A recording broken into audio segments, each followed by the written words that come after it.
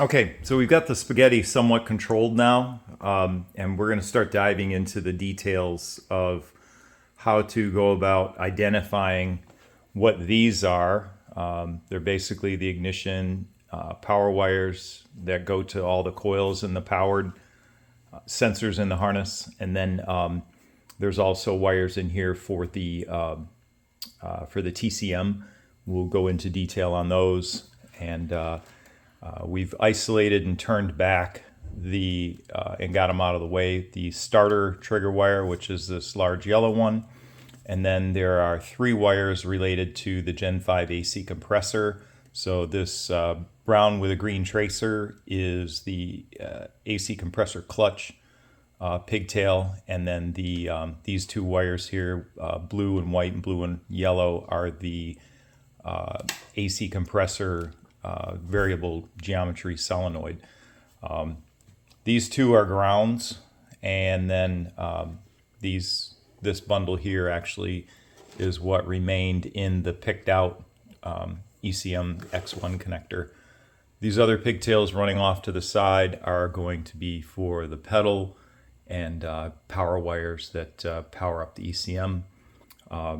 This set of wires here that go back up into the X2 and X3 connector of the ECM. These are wires that could be stagger cut and capped and left inside the harness, or as we call it here, cap and stow.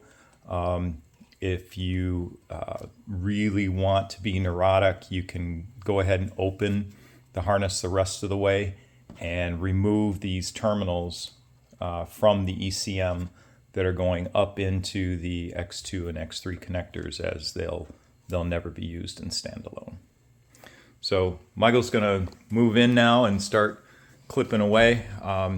What he's going to do is he's going to remove one of the extra grounds. He's going to cap and stow those other wires, and then we're going to get into the process that we call ringing out the harness. Oh, come on, you little guy. And the term ring out comes from the guys that used to work for me that came from NASA. One of my early employees was a guy that built the wire harnesses for the space shuttle program.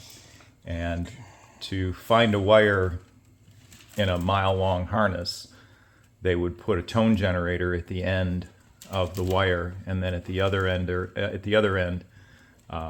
they would have the receiver, and it would actually generate a tone on their end, so they know they've hit the right wire. What we use here is just a simple power supply that is like an old 12-volt transformer from some probably toy that died long ago, and we ended up tapping into it, putting a couple alligator clips for the positive side, and of course one for the ground.